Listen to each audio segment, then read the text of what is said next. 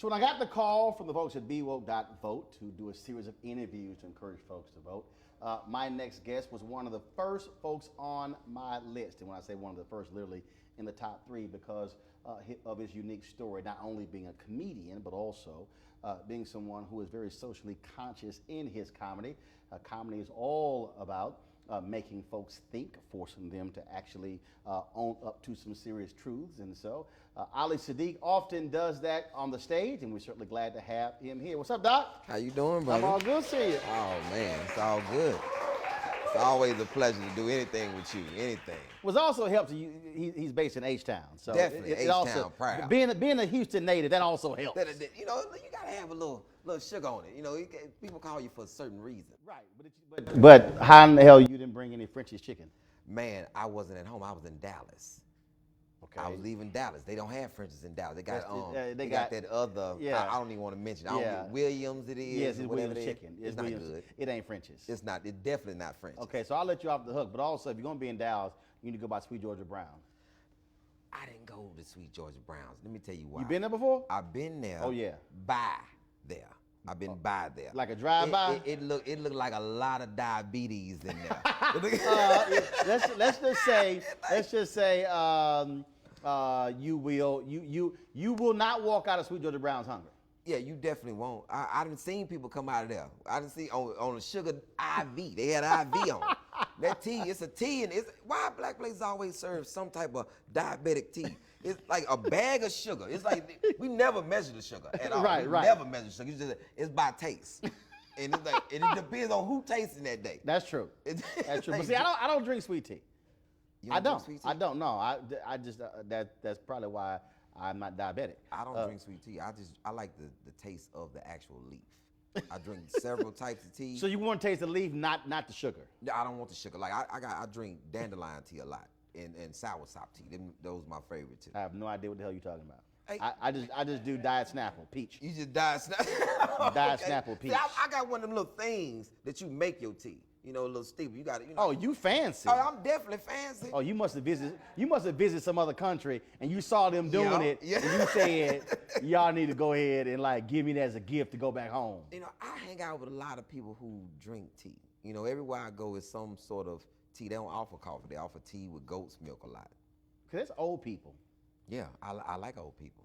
Old right. people are wise. Right. Old people drink coffee and tea.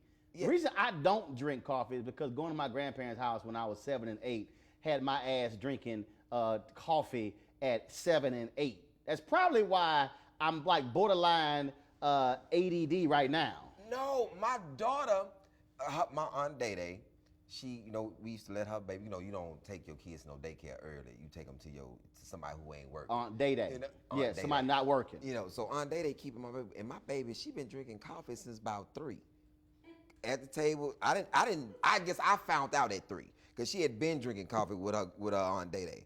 Just sitting at the table, old people, pour her a cup of coffee, pour her 1, 2, drinking, looking at the paper. My daughter been looking at the paper, drinking coffee since I recognized around 3 years old. Daddy, let me get that section for you right there. How old is she now? She's 19 now. Wow. 19 in college. So she's well read and she's jittery. And what she's a chef. Oh, okay. That's what she stay in the kitchen with that food and she keep a cup of coffee while she cook. My Aunt Day didn't curse this baby. She was drinking caffeine since too. Well, you're lucky Aunt Day didn't smoke. Yeah, cause she had that baby. It was all it's amazing that I don't smoke. Cause see, I used to have to be with my aunts and my mom. They would play cards, and I was only there in the servitude manner, to bring ice, Crown Royal, and light cigarettes. For some reason, back in the early '80s, late '70s, early '80s, people didn't own lighters or matches. I had to light all the cigarettes on the stove. And when you light a cigarette on the stove, you gotta roll it and you gotta pull a little bit so it'll be even. Now after you light 3 cigarettes. So there's a technique? Yeah, it's a technique. You gotta roll it a little bit, then you gotta pull and make sure it's even. After you done lit 3 cigarettes, you really in there smoking now at 6 years old. You in there just, this is stressful. I'm not even playing cards, but it's stressful for me. Cause I'm here as a servitude. Yeah. And it wasn't cards, it was bid whist. Definitely was biz whist. And they didn't, I don't know why these are sisters that didn't trust each other. Go to the bathroom with their cards. Watch her, watch my hand for me. You gotta sit there and just watch the hand. I've been a watcher for a long time. I had to watch Young and the Restless for my mama. I was the first VCR. People don't realize that. Our first VCR, so you gotta watch the stories. Your mama come home, tell me what happened. You gotta start from the top. See now right there. You just lost a lot of white people. What? Because they watch soap operas. Oh, yeah, I call it the story. Black people watch the stories. The stories. But it's the same characters. Right, but I'm saying, but when you grow up black, they're like, you watch the stories? Yeah. And your white friend is going, I'm sorry, did you read a story? Did you watch a story? And they're like, what are we talking about? No, that's soap operas for stories. Yeah, they was the soap operas. Now, the thing about this is, when you a young kid watching soap operas, you get influenced.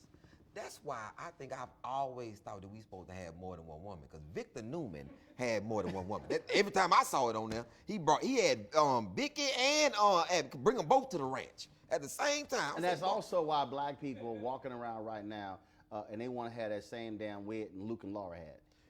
That Luke and Laura wedding, didn't we shut it down? People didn't go to work for that Luke and Laura wedding. I remember that. Right, forget Princess died and the Meghan Markle and all them. And then when Jesse got married, who Jesse got married to? Angie. And Jesse, man, boy, you took me back. Remember, And now hold on, I want to see if you really pay attention. When Jesse and Angie kissed like black people kissed. You remember that? It was all tongue. That was a real kiss. That was a real kiss. That was like, kiss. It wasn't that. Somebody mate was mad. They're like, nah, that wasn't no soap opera. No, that was like. That was a real. We were watching like, oh, hold up, but tongues transferred. Yeah. Right. Yeah. Who else wedding we watched? Y'all have no idea what the hell we talking about, huh? They have no idea. These are the. See, they grew up watching reality TV. Yes. Yeah, we saw the stories. Yeah. Victor Newman, Jack Abbott. Remember Victor knocked out Jack? Man, that was crazy. Yeah, over what was the name of the makeup company?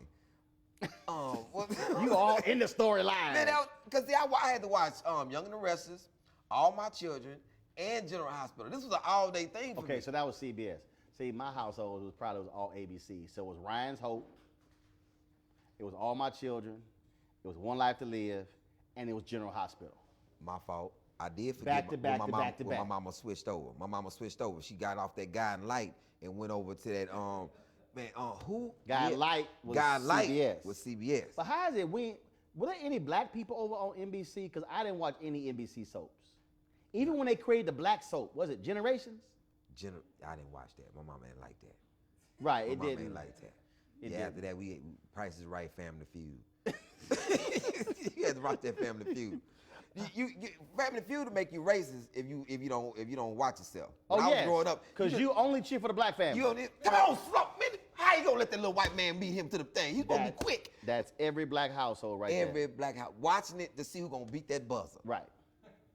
That's a shame. Right. How you overbid on Price is Right that damn high? That was one of the biggest jokes I ever did on HBO when I said black people never won on Family Feud back then. They had trick questions. Asked that man name a popular flavor of Kool-Aid. And I sat there in front of that TV and prayed that man wouldn't say red. That man hit that button with all the confidence in the world. Red. I said, oh, come on, not man. Cherry. Yeah, not cherry. Not strawberry. Red. It's red. That ain't make no sense. That man said red on family. I just looked like, man. And what the bad part was, the rest of his family told me, good answer, good answer. I'm like, that ain't no good answer. Right. It ain't. Who the hell y'all ask? Who y'all ask? Yes. They never surveyed none of my people. No, I don't. Because half the stuff up there, I'm like, come on, man. Which is why I'm glad they finally started getting rid of the SAT and the ACT test, because that was just like on Family Feud. They got rid of it? That were question. Well, because a lot of people say, you know what, it's not really a measure of a student. Because that was question on the SAT test. It was like, I don't know what the hell that is. I'm sorry. Not in above my stay rate. Yeah. You know, I stay in it just didn't do it. I stay in a neighborhood that we have 13 people in this house. I don't know about a 4-bedroom. How many people you supposed to have in a 4-bedroom? That seems like a lot of people. I get a lot of people in a 4-bedroom. Yeah, that's a lot. You get a lot of people. I mean, we had 7 in my family. Then did y'all do the same thing where y'all had like other relatives who didn't get along with their mamas and daddies who ended up staying with you, and you had to like move out of your room because like what the hell? Here was my deal. I got a mom and daddy. They're here. They're here. You left your mom and daddy to come here. And we got to make special accommodations for you. Now, I didn't mind that because my mama, she was a good parent. When she didn't, she was struggling a little bit when my daddy left, she had good family members that she can send us to. Me and my sister. She sent both of us. Me and my sister. And she would send money to take care of us. We ain't do that. We ain't do that. Y'all ain't do that? We ain't do that. No, because we didn't do that. My daddy didn't quite. My daddy was different. He did not really tolerate that. Matter of fact, I have absolutely no recollection ever in my life of staying at a non-relative's house. Oh. Like, it's like spending the night. Oh, yeah, I spent the night. I'm talking about at a friend's house. See, you understand, my grandmother had 8 kids, 42 grandkids. 42 grandkids? 70 great-grandkids. There was no room in my life for friends. There was no room. I had enough family members. Yeah, you have enough family members. Right, and so, no, we didn't visit, we didn't. In fact, again, we a little different. So, like, when we barbecued, we actually had barbecue, which is like brisket, chicken, links. For those of you who are unaware of links, they're called sausage. And it's just like with stores and soap operas. And Got so to be burnt. when a family member would invite us over to the barbecue, we would get there. My dad was like, "This is some bullshit. This ain't no barbecue." He said some hot dogs and hamburgers. Straight up, my dad's like, "Pack this shit up. We going back home. This ain't no damn barbecue." He said, He said, "I'm a grown ass man. We ain't doing no hot dogs and hamburgers." He said, "That's for the kids before the meal." Yeah. So your daddy like me. See, I'm one of them daddies. You can't really just go nowhere and it's not right when I get there. No, pack it up. We leave. No, my dad's like, we ain't got to stay. He's like, "Pack this up. We going to the house." Definitely going to the house. Now that seems like a Neanderthal, in this day and time. Because today they call it cookout. See, these people compromise. No. It was a barbecue. Yeah, a barbecue. When I get there, we having because first of all, if you come to my house with barbecue, I got 2 pits going. I got 2 pits and a little old smoky pit. That's for hot dogs and hamburgers. Right. For them children. Which is the pre-meal. Yeah, pre-meal. Because in our house, the kids ate. Snack. That's what you come by and get one of them hot. You supposed to grab one of them off the smoke with your bare hand. It's burnt. That's the in-between snack. Yeah. Because like even with us, the kids ate ribs, brisket, chicken, links. There it is. We ate regular food. Did you also have them family members who, when they came by, y'all hid stuff? Yeah. Like the reason I really do believe the reason I do not drink to this day is because of my Uncle Warren. My Uncle Warren had a big goat before 7-Eleven had a big goat. First he of all, had the biggest. He had the biggest damn cup, and it was all alcohol. I'm telling you, did this happen? Relative drive up, honk the horn. Oh shit, that's Uncle Warren. Go hide all my good liquor. And so we would go hide the good liquor, and so between them getting out of the car and making it to the doorstep, 3 things could happen. We could hide all the good liquor, we could hide all of the good desserts, and we could clean the living room and the kitchen and the hallway in the time it took them from getting out of the car to the doorstep. Pat, Doc, my dad had straight up military operations. Straight up. I'm just trying to tell you. Co-op go, hey, go, and y'all knew what to do. 5 of us. It's 5 of y'all. Y'all can do a lot. It's 5 people. No, but there was no conversation. Oh, ain't no conversation. It was like vacuum cleaner, broom, fold, hot liquor, hot cakes. Boom, everybody had it. Everybody had a job. Everybody had a job. You a special assignment child. Because we had some other relatives who they would come because they would like to pack stuff up. My dad was like, no, he said, you're not going to plan your meals for the rest of the week on me. See, the thing is, my family, they drank and they brought their own liquor. So you didn't have to hide. See, that's what I'm saying. They coming in lit. That's what I'm saying. My uncle. So all you had to do was do the setup. Oh, the setup. Okay, so let me do this here for all people who are not black, and for the black people who are under the age of 35. Under age 35. What a setup is when your mama and daddy back in the day used to go out to a club, and then you could bring your own liquor, but you had to buy the setup. The setup was a bucket of ice, and it was lemon and lime and cherries, and it was a white bucket. That's what a setup was. Setup. See, setup. And I was a pro at setting up lemons, limes, and the cherries. You had to just put them out the little thing, just in your hand, put them in the thing, ice, bring a stack of cups, sit there, and when them cups get low and ice get low, I just come in there easy. You know, I was always could be a shadow in this room. That's how I used to drink liquor with them. They didn't know. Yeah, because when they get it out, I'm smoking cigarettes, drinking liquor since 6. Because I'm there as a servitude manner. By the time you got to high school, you really were about 38. Yeah, I was really 38. I was really 38 in high school. I was an old man by the time I got to high school. But my dad, man, and see, what's crazy, my mama made a mistake when she let me live with my daddy for one year, because my daddy, he was an awful parent. He was like the worst. He didn't know what he was doing. So he didn't wash clothes one time. And back in the day, this is like 19, we're going to go 83, 84. 83. That was Jackson 5 in the Victory Tour. Yeah, Billy Ocean was out though too.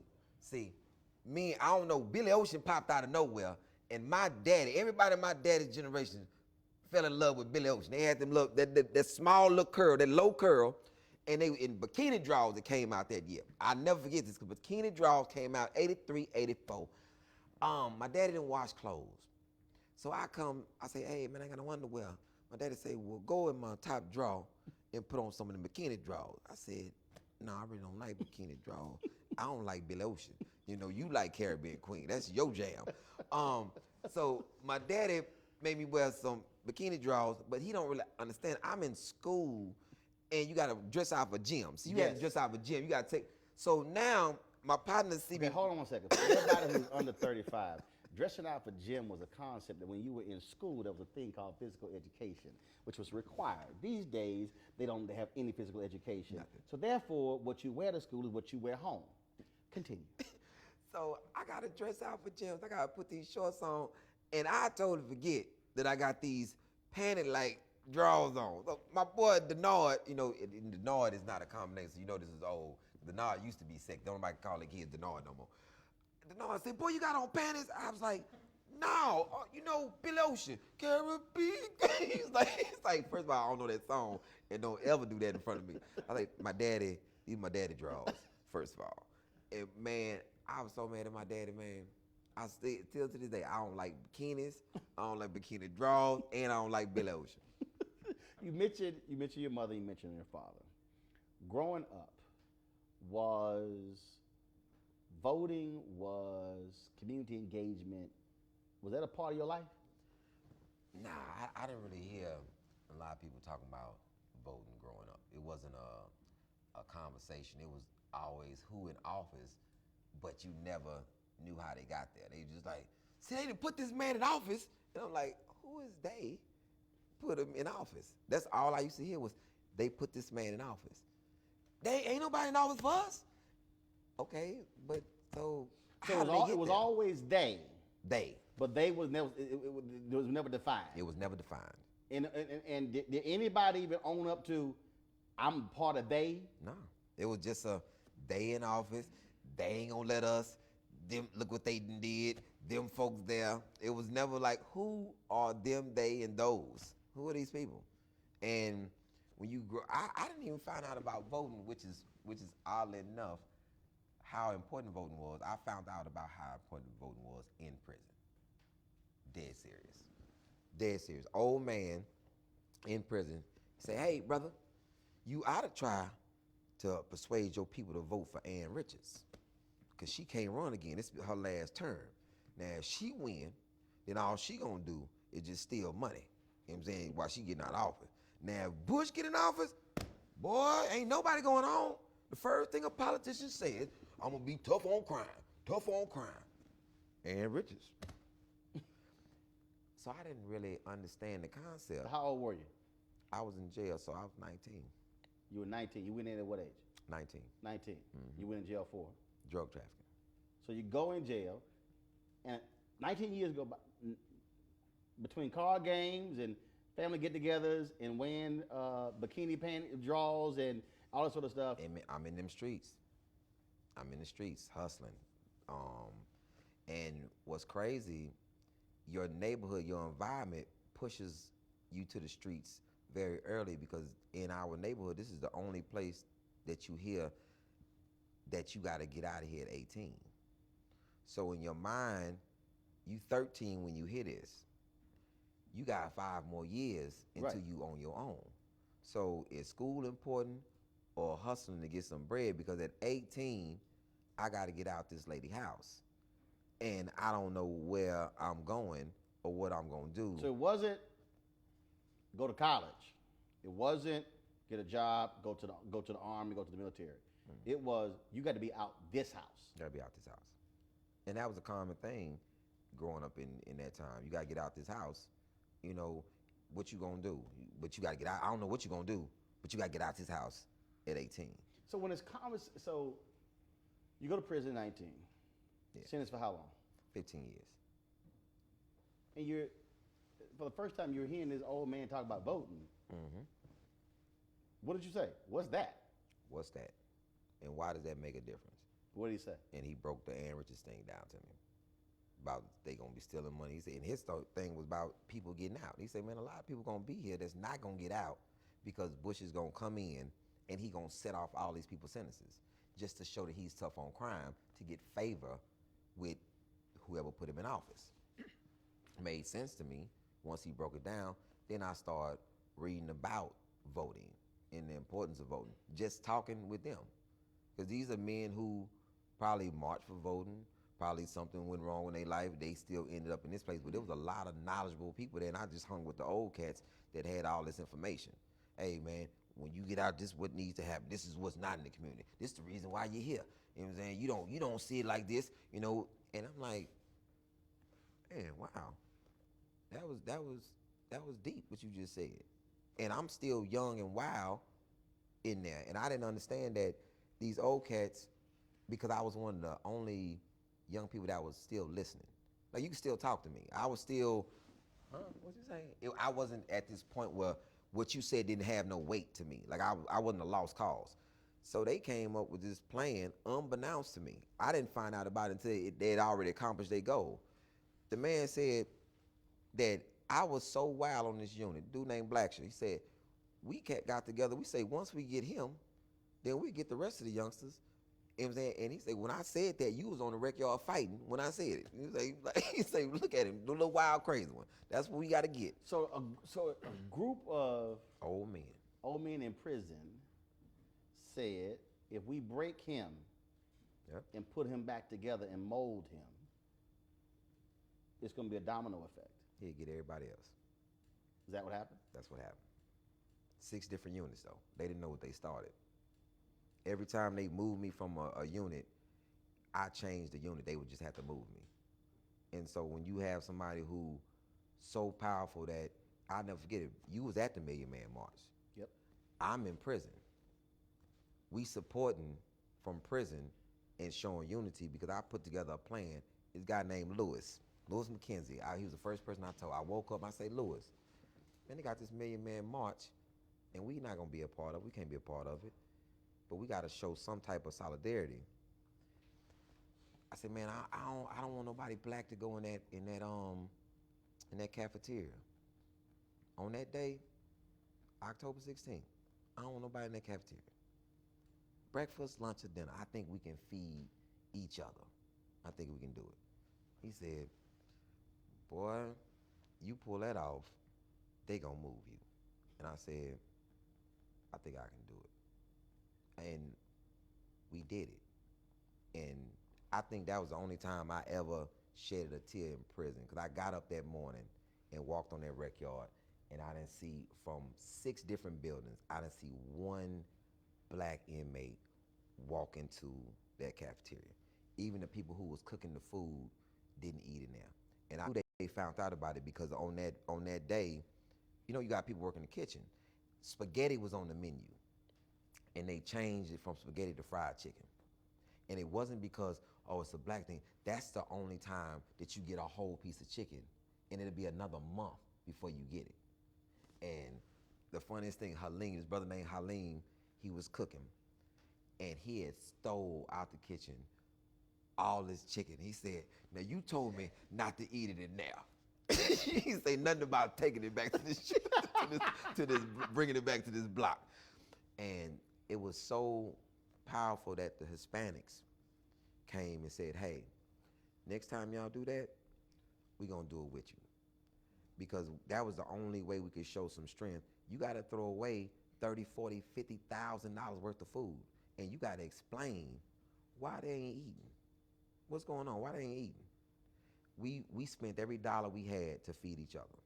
And when people was coming out from the fields, it was amazing to see them turn away from that chow hall and go back to their blocks. And brothers had already made spreads, like, just come over here, we got you.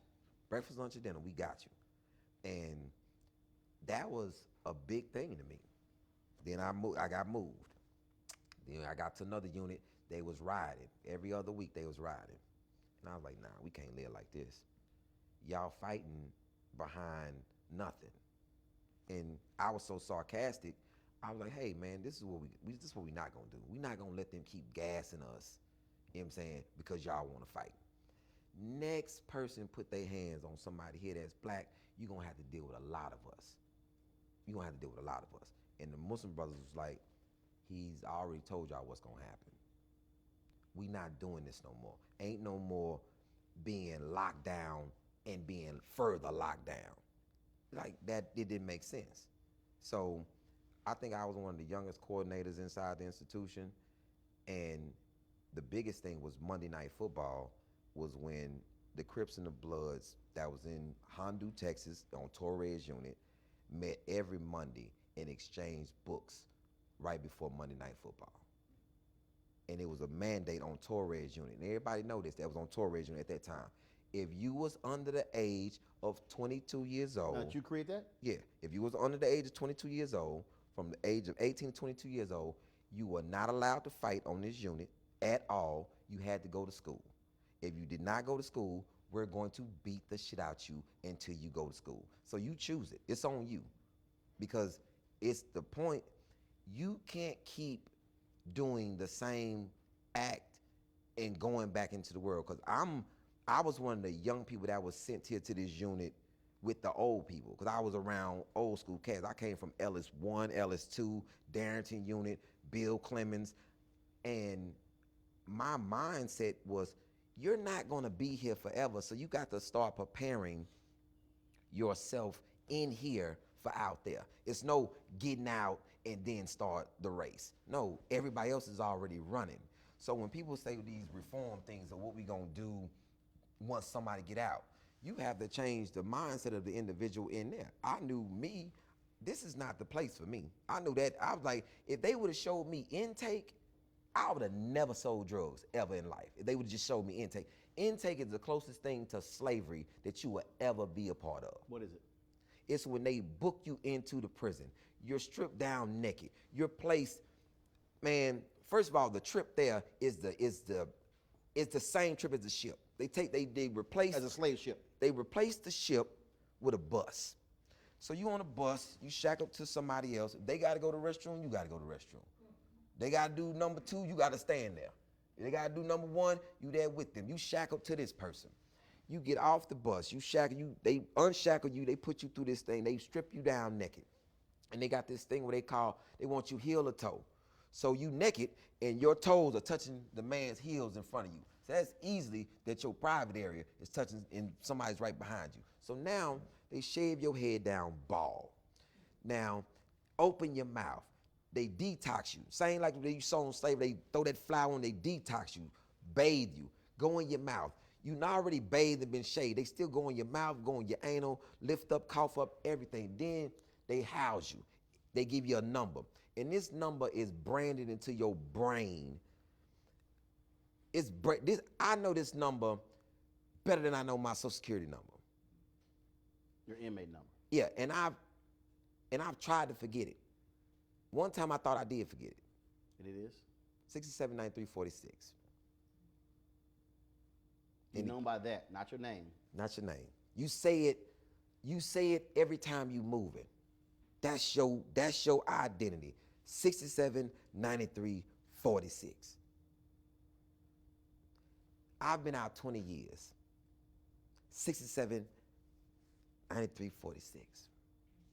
It kills me that I even know it. It kills me that I even know it, man. It's just a scar. Like when I hear other people talk about, like I heard Cat Williams say it on a show, I got 19 felonies. Why are you glorifying that? But you've never been in jail, so that's why you glorifying 19 felonies. Well, he said that in an interview with Frank and Wanda. He said, well, no, I've been in jail, but I haven't been in prison. As if that was like that's a good thing. Why even having 19 felonies? Because you have people looking up to you, and they think that that's the way to go. That's why it took me. I've been doing stand-up 20 years. It took me 17 years if I even do one story about prison, because I didn't want people to think I was some one-trick pony. Oh, all he has been to jail, and that's it. So then you got Meek Mills come out, crying about being in jail for 5 months, because you wheeling down the street in New York on a dirt bike, and then you talking about you the voice for people who had no voice. You're not the voice for me. Who the fuck are you? You ain't got one scar, not one mental scar, not one physical scar, not one internal scar from that place, because you was in jail. You was on probation. And then what you had people saying, free Meek Mills and do not give you this glory. But what you were doing, my friend, was incorrect. If that lady wanted to violate you, somebody who's on parole, if that lady wanted to violate you, she could have violated you every time she saw you smoking weed in the video. Every time you was out of town without permission. If she was against you, but see, that's not what you gonna say to the people. So you on Lester Holt talking about you the voice for who? Not for me. And I really did it. You ain't did nothing. You served how long? I served 6 on a 15. And then walked the rest on the street and when you walk on the street with it, it's even more detrimental because you don't want nobody to know your name. You don't want nobody to know nothing about you. You move because somebody can easily say this. Ali did something to me, and now it's my job to prove that I didn't. Guilty. Now you want to financially strap me? You want to financially strap me to fight that I didn't do something just because somebody decided that they didn't like me, or I said something they didn't like, or some girl liked me that whatever the excuse may be. Now I got to fight. You gonna just come pick me up? Excuse my daughter is in school. Excuse that everything that I'm doing in my life, you just gonna uproot me and put me back in a cage. And I'm not for that. That place creates a type of human being that people really not prepared for. I understand, and it's not fictitious with me.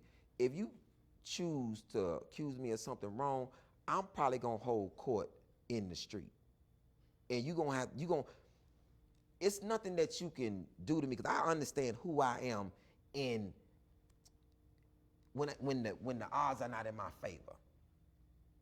Even in that place, officers knew, hey, if we cross him, he's gonna be a handful because he's already made his declaration. Hey man, before I let y'all take anything from me, I will die in here as a man before I let you take an inch from me. Let's go for inmate, let's go for officer, and whoever try to buck the system.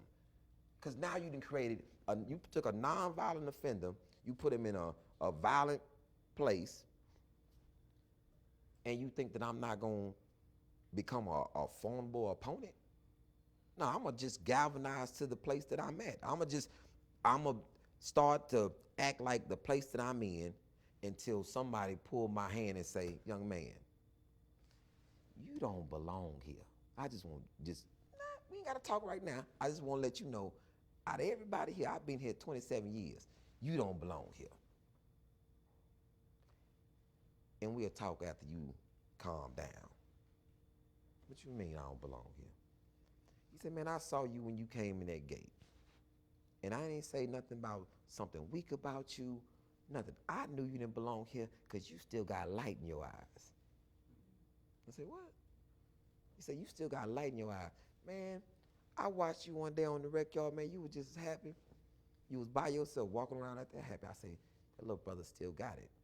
You not no hardened criminal. He said, I guarantee you, everything you did, you was with somebody. Everything you did, you was with somebody. Everything I did it by myself.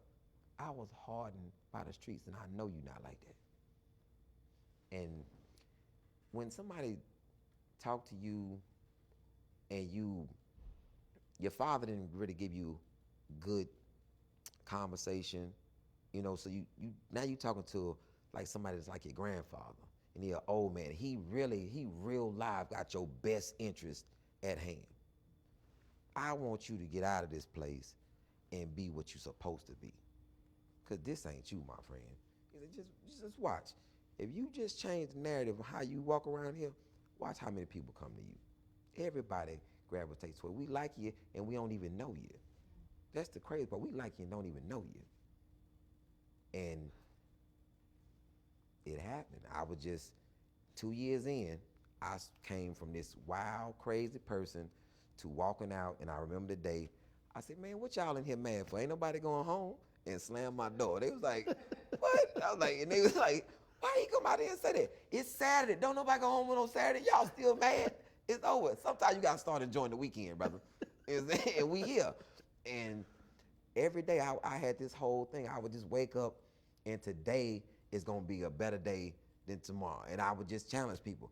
Do you know that in the civil rights war, that more people shitted on themselves to death than got killed by bullets? Dude was like, that ain't true. Well, look it up. We can argue all day about it. I'm gonna start an argument about something. They know I hate the Cowboys, so I'm making posters. Likewise. I'm making posters and clipping stuff. I'm messing with folks all day. I got nothing to do but make people happy, because this is my job in here. If I got nicknames for people that they like, I don't even like my nickname, but everybody know it. Big Hand Rick, and it's like his hand was huge, and I could be sitting across the room, and I'm like, come on, Rick, all that back massaging. He was like, man, I ain't even do nothing. You way over here, like, and then people like, Big Hand Rick, man, stop touching on that man. Like, and he ain't even touched me, but it's just, I'm gonna create a better avenue. It was like what I wanted in my neighborhood. I grew up wanting a lot of activities in my neighborhood that was in close proximity. My mom wasn't always there, so I didn't always have a ride to places.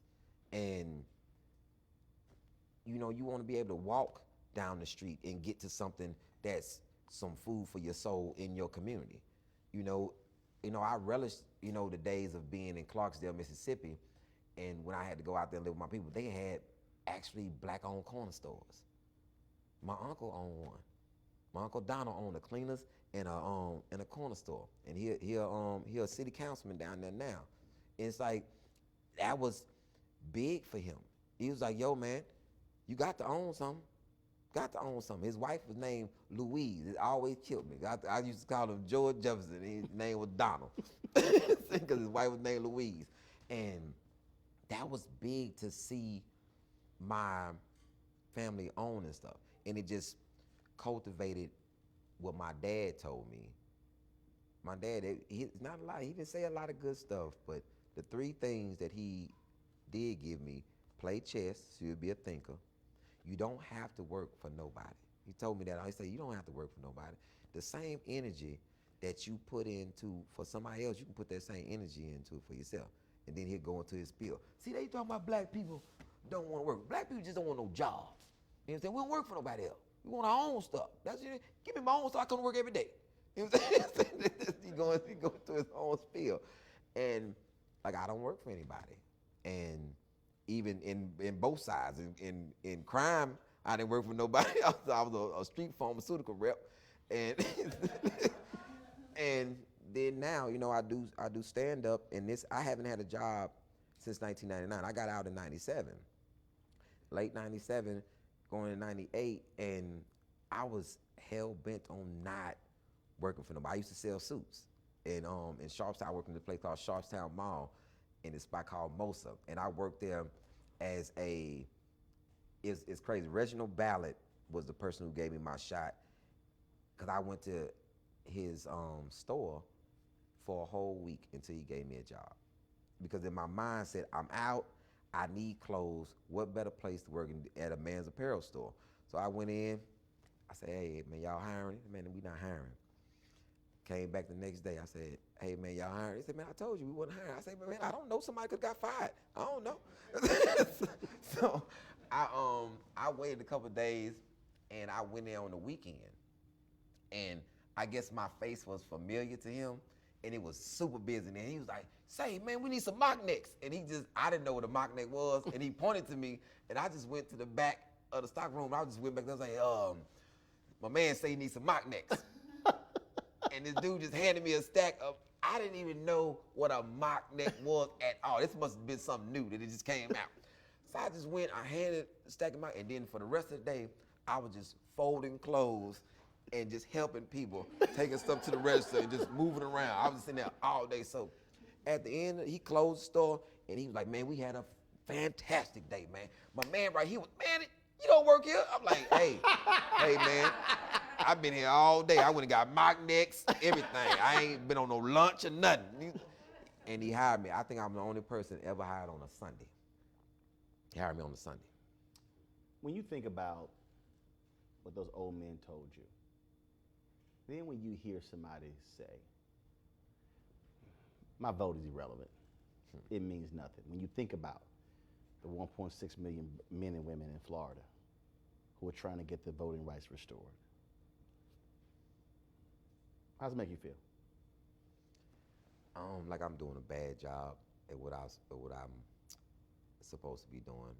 In my stand-up, I talk a lot about what we should do and how many people was lost and died for this right to vote, and how voting is an act and it's not a law, and how people are going through all this difficulty in voting and you just take it for granted.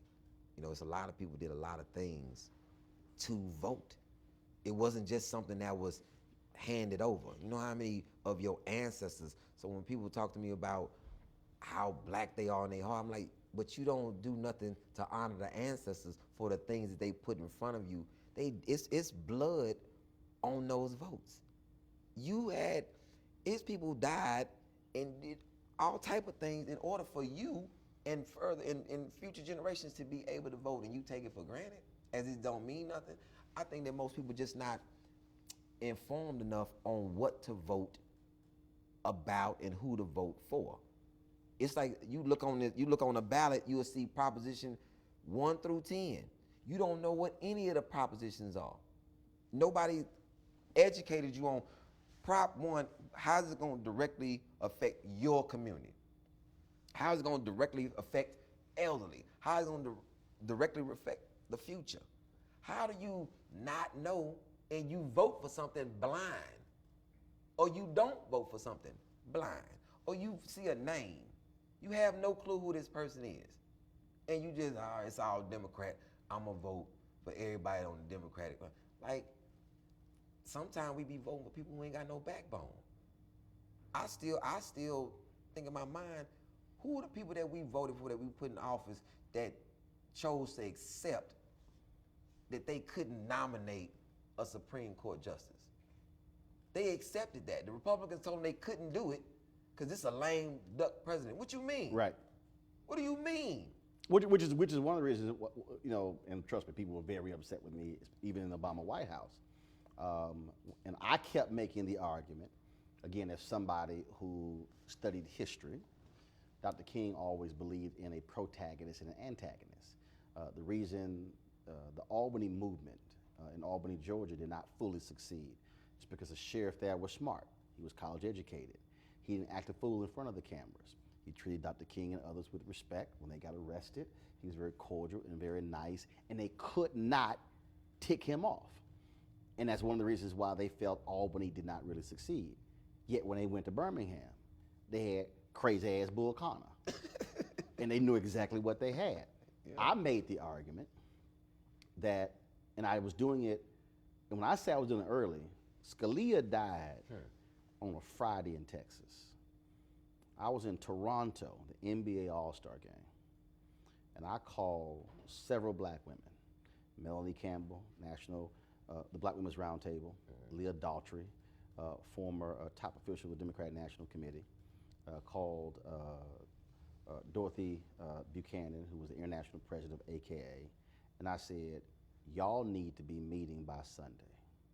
I said, Obama needs to appoint a black woman to the Supreme Court. He'd already appointed Justice Kagan and Justice Sotomayor. And the reason I felt that is because I felt to have, first of all, no black woman has ever been appointed to the Supreme Court. Not even considered. And then to have, knowing full well the Republicans were never going to do a hearing, I said you would have this image of this eminently qualified black woman, historic appointment, and largely old white men, Republicans, saying, forget a hearing, we're not even going to meet with you. And I thought about that scene from The West Wing when the Martin Sheen character went down to Capitol Hill and he sat on a bench by himself and the Republicans wouldn't meet with him. I said, imagine that was the image.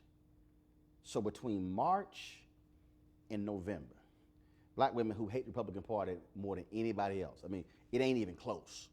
A black Republican told me that. She said, black women hate us more than anybody else. Then you would have white women mad. You would have Latino women.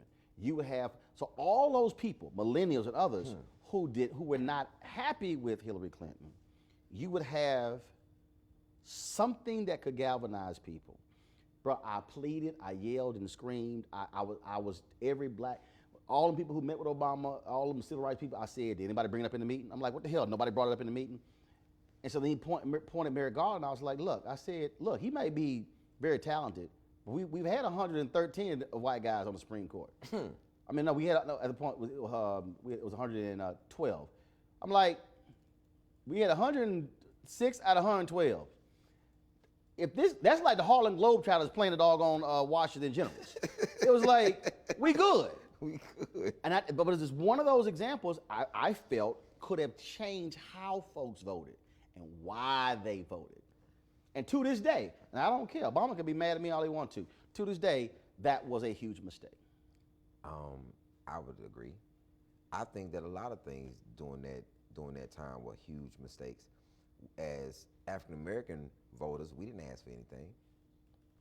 What did we ask for? During the time of his presidency, what did we actually galvanize together and ask for? Because a lot of people actually said, oh man, brother got a lot going on, his plate is full. I said, yeah, but the return. That's his job. Right, the point, so this is the example that I use. The example that I use is, we were enamored that he was the first black president, but forgot he was the 44th.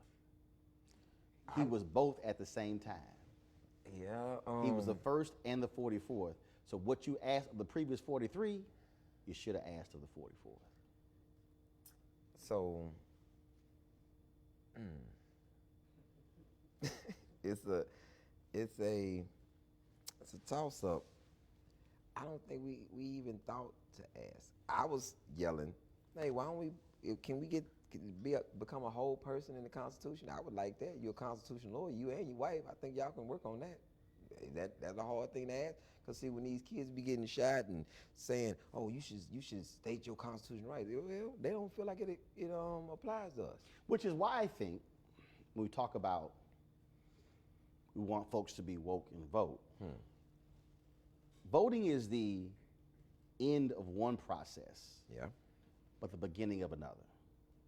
And so with this initiative, we want folks, we don't care whether you're millennial, whether you're Gen X, whether you're Gen Y, whether you're a baby boomer, we don't care, I don't care what it is, we want you to vote, But the other thing is to get folks to understand that the day after Election Day, Election Day is November 6th.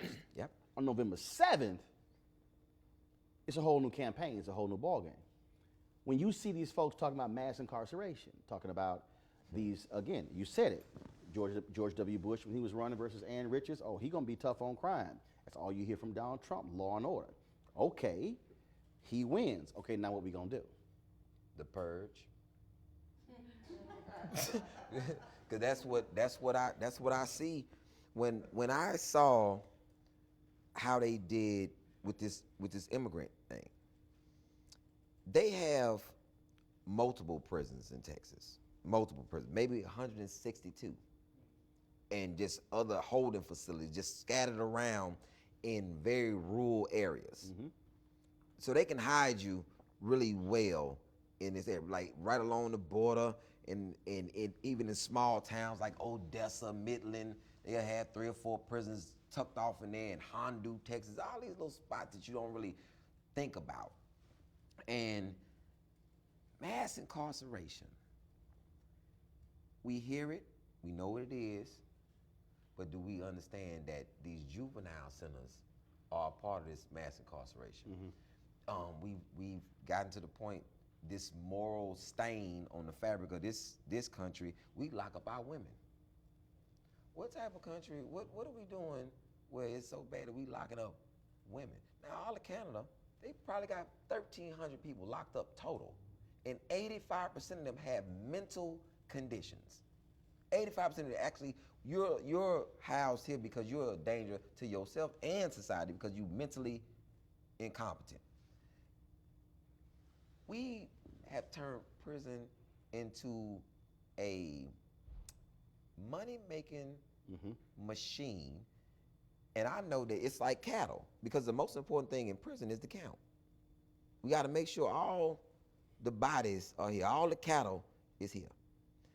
And when you're doing that, then that means you have no consideration on how somebody got there or what the condition was where the person got there. So now you have all these, let's fill it up with DWI people. Let's fill it up with child support people. I don't understand this, because people skip over this child support thing like it's not a large amount of people that's in there because they don't have the means to pay child support. Because back child support, I'm gonna lock you up for 180 days.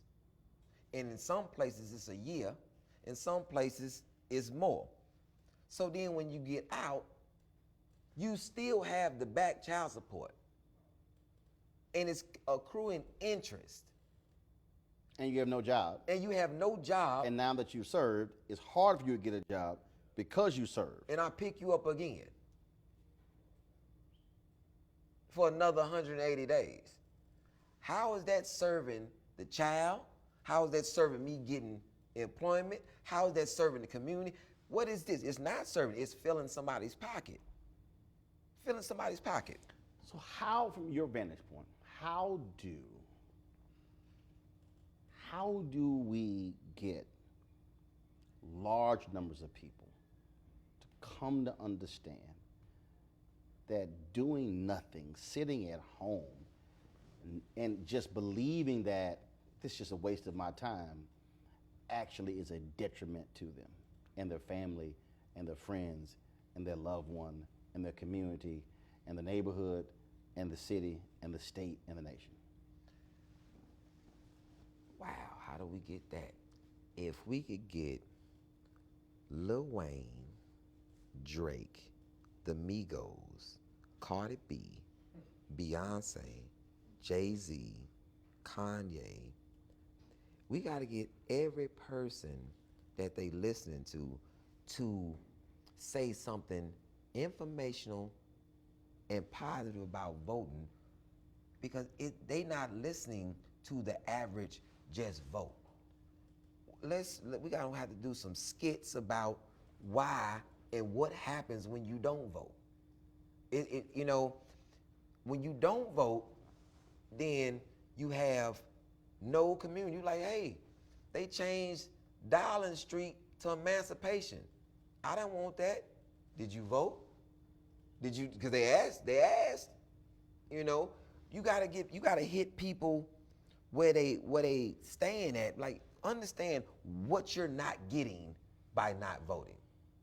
Let me give you a concept of, hey, you know, you could have this, and this school could be better. It could have this in this school, but you know how you get that? By voting. But you don't wanna vote. What you need me to do? You want me to put a food truck in front of every voting stand? I'm handing out, as you vote, get you a hot plate as you walk off. You know, what do I need to do to get you to understand that this is, do I need to get a bus and drive around and go to every elderly home and pick them up? Pick them up. Tell them we doing, it's bingo. You know what I'm saying? Pick them up. Because they going to get on that bus. They going to bingo, and we got free divers too. But see, the thing is, to that point, when you talk about entertainers, influencers. And what's crazy, I hate the fact that I even said it, because I'm tired of trying to dance to give you information. Why I just can't give you information? But because here's the thing though, because the reality is, again, if one is a student of the movement, and most people don't, they don't realize the influence that music had on the Black freedom movement. Not just the freedom singers, not just the Fisk Jubilee singers. The reality is, when they were marching from Selma to when they were finishing the James Meredith March, after he had gotten shot, and the role that James Brown played, the Temptations, Motown. People forget Motown actually recorded Dr. King's "I Have a Dream" speech August 28, 1963. Motown actually put the speech out as an album. Aretha Franklin, Dr. King told Diane Carroll and Sidney Poitier, look, we need y'all doing what y'all supposed to do. We don't need to have y'all at the march. They were Diane Carroll was raising money in her New York apartment for the movement. Sidney Poitier told me the story, which is unbelievably hilarious, of when him and Harry Belafonte had a bag of $100,000. They were flying down to Mississippi, and then the Klansmen heard they were there, and how they were sitting here, man, with the lights out, driving down these dirt roads or whatever, evading these Klansmen. And they got to the room, and Sidney Poitier said to Harry Belafonte, if your ass ever asked me to come down here again, I will kill you. But when Sidney went into that room with them brothers and sisters, he saw the importance of it. The reality is, Ossie Davis, Ruby Dee, Dick Gregory, we can go down a whole line. Cats put it on the line. That, I think, so the reality is, our story is one of Paul Robeson, the poets, Harlem Renaissance. When you talk about Langston Hughes, when you talk about, so what you're saying is actually not outside the realm of possibility, because that's actually our story. The storytellers, the artists, they were the ones who actually said, we got a role to play, but you got to get to them. Got to get to them. And the role that I play, I keep inching along to wherever what my role is gonna be and how I'm gonna figure this path out to get to them. Cause I'm gonna figure it out. And the more I keep talking, people get mad at me, and I understand. You know, the first time me and you talked, it was a back and forth, and then I came out and said what I said about the music industry not putting out any rap music, positive rap music, since 1992. It was a plan, and you was the first one to stand up and clap for it. It was like, I think a lot of people, I'm never in my feelings about anything. I can agree with you and disagree with you, but one thing I understand, we on the same course for the same thing. Whatever your method is, if I can assist with your method, I'm not gonna derail it. I'm gonna try to assist with it. And I think a lot of times we get derailed in things and fascinated. I didn't understand how so many people was listening to Dr. Umar Johnson, and I was very irritated with it. It was like a lot of fluff and showmanship, and I would ask the question, why are we begging somebody to donate for a school to buy a school, but you're not trying to buy no land to build the school that you want. I don't understand the process. But Well, you got to keep in mind, of course, when I had him on my show, we went at it. I saw it. And all these people, they still commenting mad and upset. And I'm going, so y'all mad because I dared ask questions. Yeah. When actually the easiest thing to do is just simply just to answer the question. But it was like, how dare you even ask the question? And then, of course, I would have people who would call me coon, call me nigger. And I said, it does amaze me that there are individuals who call themselves black liberators, that you use the same language of the oppressors, but you so-called have consciousness. That's what man, you took the words right out of my mouth. It was like, it's a thing. People say, well, Dr. Umar, I said, if he's so woke, why he calling himself black? I said, that's your skin color?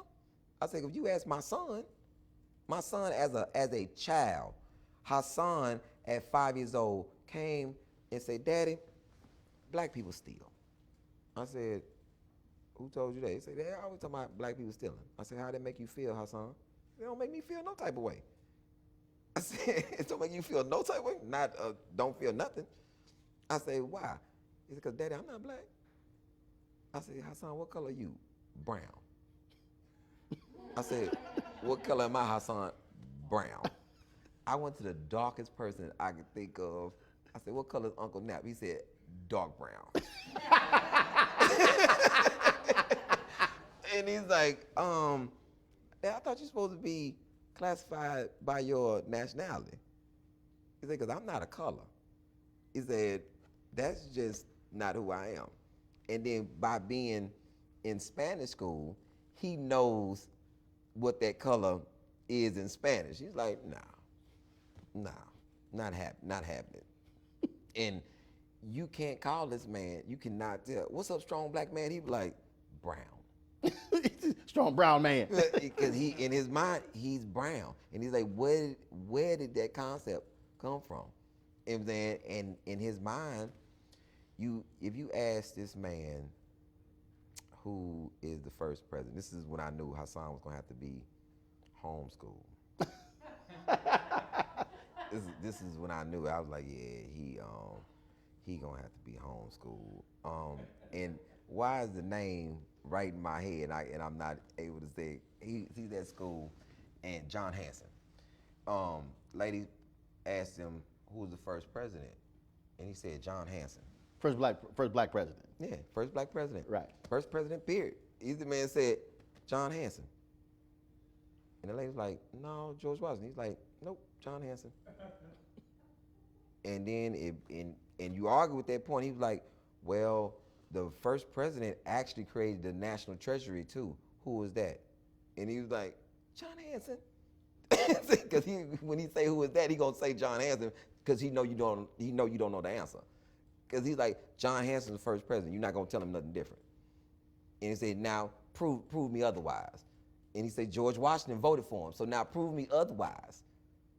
And that's his mind. That's his mindset.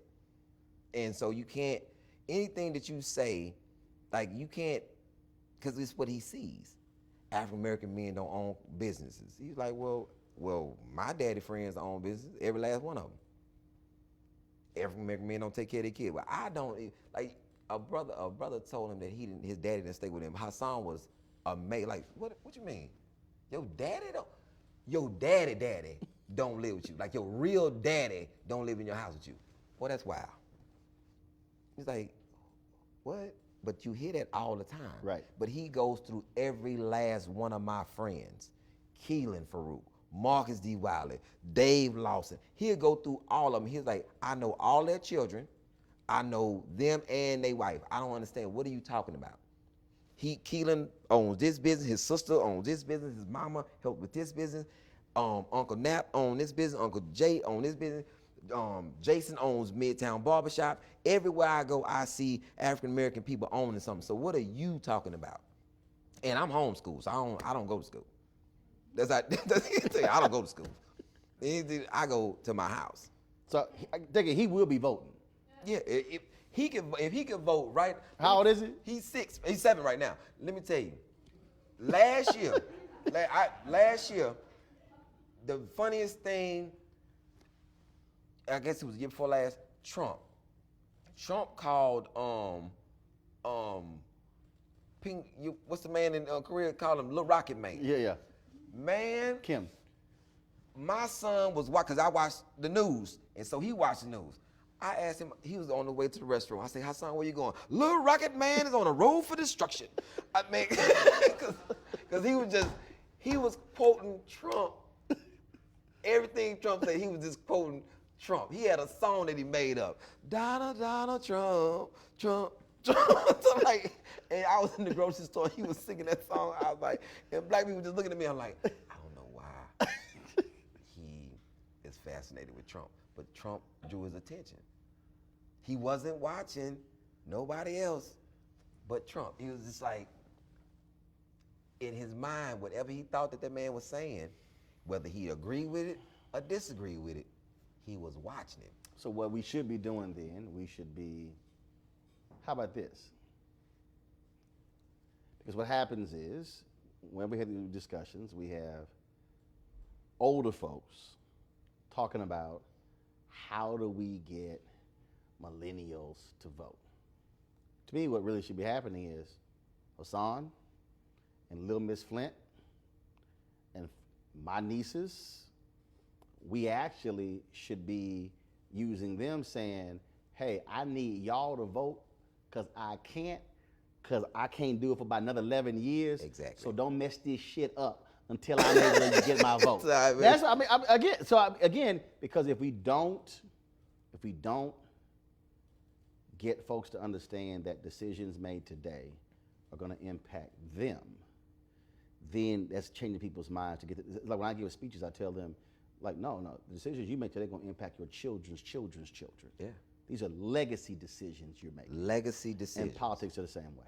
And I think people don't understand how important that is, because they think that the vote is right now. Oh no, this appointment to the Supreme Court, that's a big thing. That's a ripple effect forever. 2043, America will be a nation majority of people of color, and Cavanaugh potentially will still be on the Supreme Court in 2043. Yeah. Women in this country, and I plead and I beg and whatever I have to do to make them understand that they have to look out for their children. And there are being this last move, how they just dominated this. If women would have really just put their foot down, you know something? We not moving. No more movement on our end. We not showing up to nothing, because this was the most. I was a man that was literally sitting like this, like, are they rallying around the wagon right now because they want this man this bad? I literally watched them abandon the plan. We just gonna have this lady ask everybody all the questions. Right. And once she asked him a question that they never went back to because it incriminated him. The phone call was made, abandon that mission, and they never asked him one question. They just berated the procedure. Mm-hmm. And how is that? How can fathers sit back and look at a woman that was very candid, that was very convincing, and was very detailed to the point that even the littlest mistake meant something to her? No, let me correct that. And for somebody to come out, I done been guilty before. And I watched Cavanaugh do a classic inmate move. The louder you talk and the more passion you put to it, you trying to sell it. Because you're guilty, but you got to put all this on it. And this is and it's amazing that you were so, I'm talking about 0 to 60. You a Democrat, you asking me questions, and Republican, and no, and I remember that very clearly, and yes, like, and then, who is this psychomaniac that you were watching on TV and you say, you know something, he's a good person, even killed person, to be on the Supreme Court, after I just watched this man Jekyll and Hyde right in front of my face. And then you said the feds don't do nothing, and I was sitting there, I begged to differ, because I got busted by the feds. They did a hell of an investigation on me, and came back with more than just 302s, whatever he said. They came back with all type of indictments. It was insane. You got 30 seconds. You meet a young person, you meet somebody who's older, man, woman, doesn't matter, anywhere in the country. And they say, Ali, man, this crap don't mean nothing. Voting is a waste of my time. I'm not even gonna put any energy into it. You got 30 seconds. That's all you have. You leaving a comedy show, you getting in the car, going to the airport, that's all you got. What do you tell them in 30 seconds? In 30 seconds, if voting don't mean anything, what's gonna happen if you don't? Give me the next step. What's replacing it? Where's your voice being heard at? How do you put your grievances out in front? How do you put forth your ideas if you don't vote on it? Tell me. Now tell me what will work. You have nothing? You have nothing? I think you should vote. Historically, a lot of blood on that vote. You should vote. 29 seconds. Ali Siddiq, I appreciate it. Oh, brother. man, thank you, man. Thank you. Thank you, brother. Thank you so much. You want to check out Roland Martin Unfiltered? YouTube.com/Roland S. Martin. And subscribe to our YouTube channel. There's only one daily digital show out here that keeps it black and keep it real. It's Roland Martin Unfiltered. See that name right there? Roland Martin Unfiltered. Like, share, and subscribe to our YouTube channel. That's YouTube.com/Roland S. Martin. And don't forget to turn on your notifications so when we go live, you'll know it. Hey fam, want to check out Roland Martin Unfiltered, the blackest show on all of digital, cable, and broadcast. Check out our audio podcast. There's only one daily digital show out here that keeps it black and keep it real. It's Roland Martin Unfiltered. Press play.